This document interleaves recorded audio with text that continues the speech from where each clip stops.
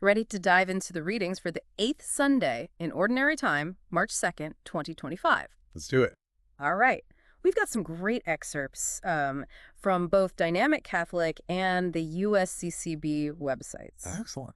Yeah. And we're going to be focusing on Sirach, Corinthians, and the Gospel of Luke. Sounds good. Get ready for some vivid imagery. Yeah. We're talking sieves, kilns, and, maybe even a little rotten fruit. Ooh, that's interesting. Intrigued. Let's unpack this. I love how all these readings, even though they're from different parts of the Bible, Right. they all kind of circle around this idea of what's truly inside us, character, faith. Yeah. It's like they're saying, no hiding allowed. Exactly. Sirach 27.47, that's where we'll start. And it kicks us off with this trio of analogies that's really hard to forget.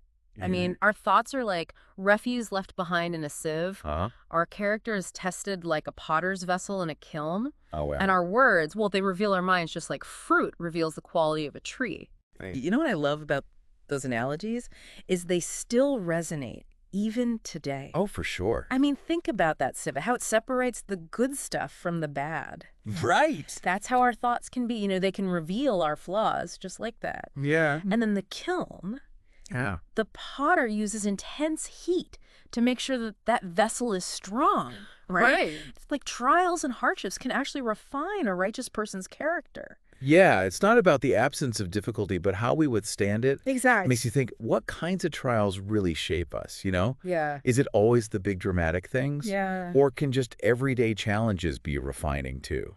That's a great question. Yeah. It makes me think about those early Christians who were facing persecution. I mean, their faith was really tested in the most extreme ways. Wow. Yet they held fast to what they believed. Yeah. What can we learn from their resilience? Right. And how can we apply that to the challenges that we face today in our modern world? It's almost like these readings are urging us to look beyond the surface and ask, what's the quality of the vessel here? Yeah. Which, speaking of testing and strength, takes us to the responsorial psalm, Psalm 92.2 through 13, 14, 15, 16. Okay. All about praise and thanksgiving, really acknowledging God's goodness even when life gets tough.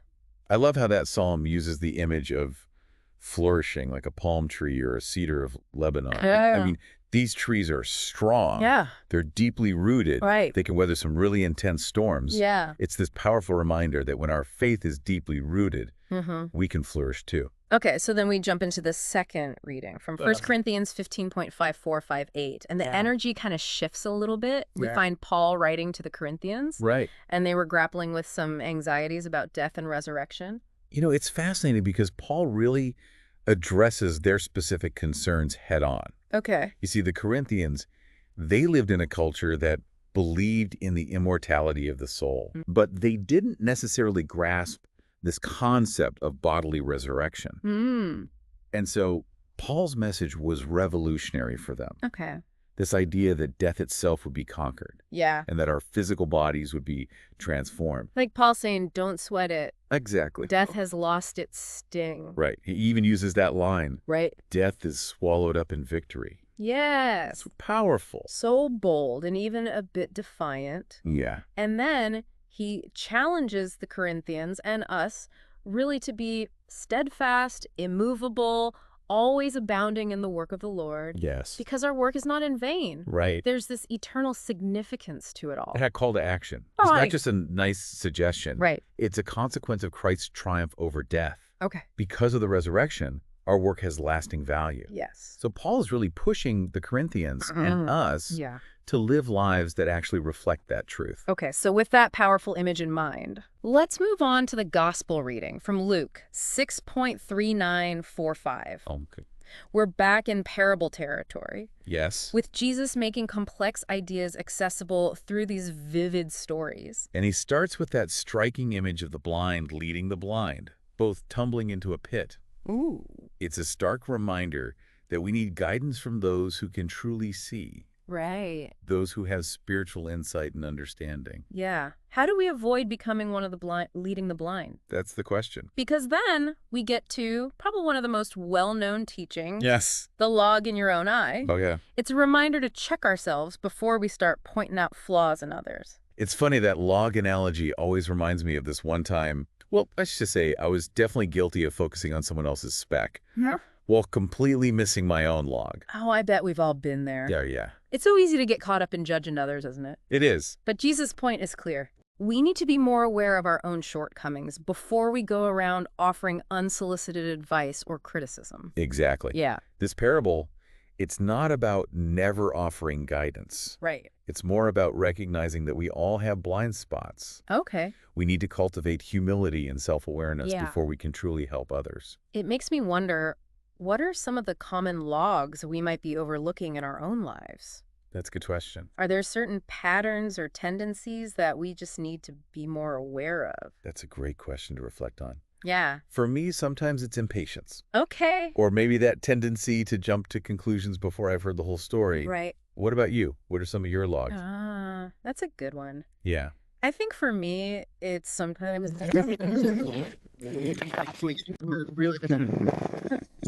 like I'm so focused on winning the argument that I miss the bigger picture. It's interesting how those logs can be so subtle, Right. yet so impactful. And they can really hinder our ability to see clearly and to make good decisions.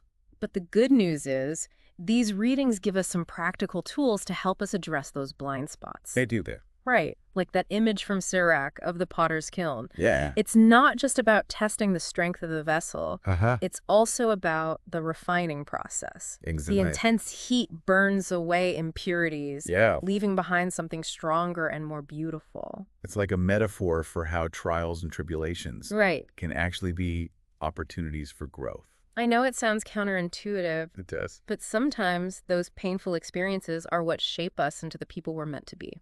I think so. So instead of viewing those challenges as setbacks, we can reframe them as chances to become more resilient, more compassionate, more like Christ himself. Absolutely. And that ties in beautifully with that imagery of flourishing like a palm tree in the psalm. Right. Just as a palm tree can withstand strong winds because of its deep roots. Yeah. So too can we withstand the storms of life when our faith is deeply rooted in God. And that deep-rooted faith is what empowers us to be steadfast, immovable, always abounding in the work of the Lord, like Paul urges us in Corinthians. Yeah, it's like that solid foundation allows us to weather any storm. But you know, when you mentioned Paul's words, it made me think about something. Okay. It's one thing to be steadfast, but how do we know we're on the right path in the first place? Well, that's a good point. How do we make sure we're not just blindly following a path that leads to that pit that Jesus warned us about? Right. It's like we need a spiritual GPS or something.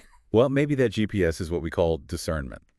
It's that ability to distinguish between what's truly good and what might seem good but ultimately leads us astray. Okay, discernment. Yes. That makes sense. Yeah. But developing that kind of inner compass, that's got to be tricky, right?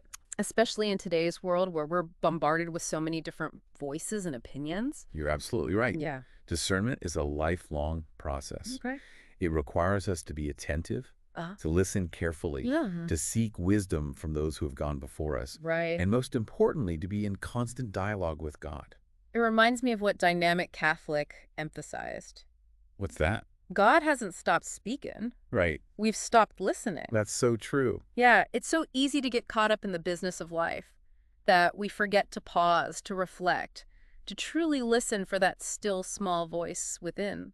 And it's in those quiet moments, Yeah. those times of solitude and prayer, that we can often hear God speaking most clearly, guiding us towards the path that leads to true fulfillment. Speaking of fulfillment, it's interesting how Luke's gospel connects that idea of discernment to the fruit we bear. Remember that line, "A good person out of the store of goodness in his heart produces good, but an evil person out of a store of evil produces evil.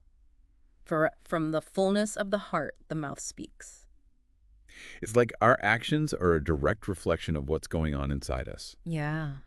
If we're constantly producing bad fruit, negativity, judgment, unkindness, it might be time to examine the state of our hearts. But how do we actually cultivate that store of goodness in our hearts? Right. It sounds like such a daunting task. But it's not something that happens overnight. Right. It's a gradual process of transformation that involves immersing ourselves in the things that nourish our souls. Okay. Prayer, scripture, the sacraments, the Oh, teachings of the church, right. the example of the saints. It's like we need to create a spiritual ecosystem Yes. that supports growth and flourishing. Exactly. Yeah. And within that ecosystem, Yeah. we also need to be patient with ourselves. Okay. We're all going to make mistakes. But We're all going to stumble and fall along the way. the good news is God's grace is always available to us. It is. It's that constant source of strength and renewal that helps us get back up, dust ourselves off, and keep moving forward. And that message of hope is something we can all cling to, Right. no matter where we are on our spiritual journey. So as we continue to reflect on these readings, I think it's important to ask ourselves, what is God saying to me through these texts today? Yeah. What are the logs in my own eye that I need to remove? And what steps can I take to cultivate a good heart that produces good fruit? Those are powerful questions to ponder. Yeah. And I think the answers will lead us to a deeper understanding of ourselves, Right. our relationship with God, Yeah. and our purpose in this world. And that's what makes these readings so valuable. Yeah. They're not just ancient texts to be studied, Right. but live-in words that can truly transform our hearts and guide us on the path to a more fulfilling life. Absolutely. And it's in those quiet moments, those times of solitude and prayer, that we can often hear God speaking most clearly, Right. guiding us towards the path that leads to true fulfillment. Speaking of fulfillment, Yeah. it's interesting how Luke's gospel connects that idea of discernment to the fruit we bear. Yes. Remember that line? A good person out of the store of goodness in his heart produces good, but an evil person out of a store of evil produces evil. For from the fullness of the heart, the mouth speaks. It's like our actions are a direct reflection of what's going on inside us. Yeah. If we're constantly producing bad fruit, negativity, judgment, unkindness, it might be time to examine the state of our hearts. But how do we actually cultivate that store of goodness in our hearts? It sounds like such a daunting task. Well, it's not something that happens overnight. Right. It's a gradual process of transformation Okay. that involves immersing ourselves in the things that nourish our souls. Okay. Prayer, scripture, the sacraments, the teachings of the church, Right. the example of the saints. It's like we need to create a spiritual ecosystem Yes, that supports growth and flourishing. exactly. Yeah. Within that ecosystem, Yeah. we also need to be patient with ourselves. Okay. We're all going to make mistakes. Right. We're all going to stumble and fall along the way. But the good news is God's grace is always available to us. It is. It's that constant source of strength and renewal Yeah. that helps us get back up, dust ourselves off, and keep moving forward. And that message of hope is something that we can all cling to, Right. no matter where we are on our spiritual journey. So as we continue to reflect on these readings, I think it's important to ask ourselves, what is God saying to me through these texts today? What are the logs in my own eye that I need to remove? And what steps can I take to cultivate a good heart that produces good fruit? Those are powerful questions to ponder. Yeah. And I think the answers will lead us to a deeper understanding of ourselves, Right. our relationship with God, Yeah. and our purpose in this world.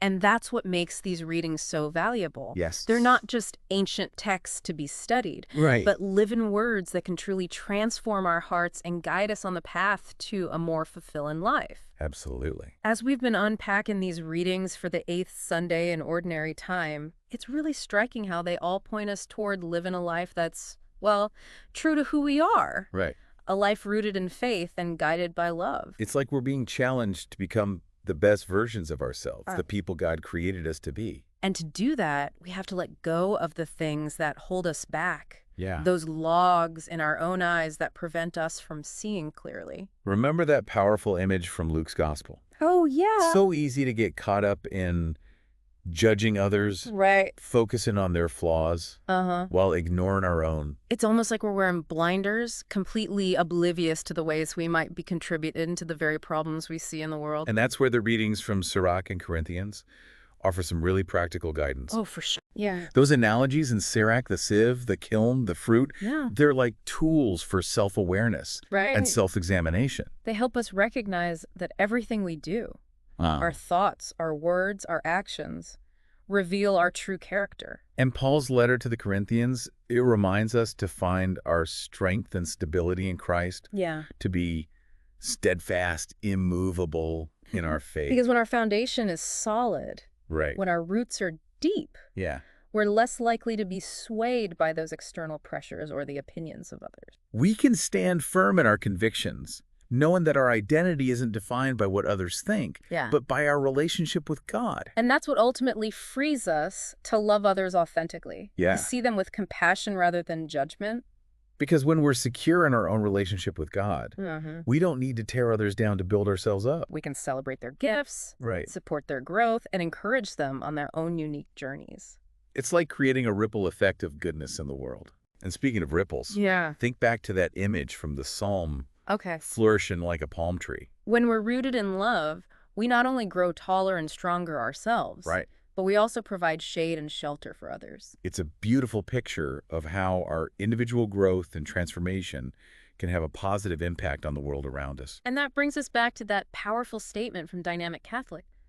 God hasn't stopped speaking. Right. We've stopped listening. It's so true. In a world filled with distractions, it's so easy to miss those subtle whispers of God's voice. It is. We get caught up in the business of life, the constant stream of information, the demands of work and family. But these readings remind us to create space for silence, Right. for reflection, for listening. Tune out the noise of the world and tune into the whispers of God in our hearts. Yeah, because it's in those quiet moments that we can often hear God's guidance most clearly, leading us towards a life of greater purpose and fulfillment. So as we wrap up our deep dive into these readings for the 8th Sunday in Ordinary Time, Yes. I encourage you to take some time this week to revisit them, to ponder their meaning, and to ask yourself, what is God saying to me through these texts? How can I apply the wisdom I've encountered to my own life? And what fruit do I want to produce in the world?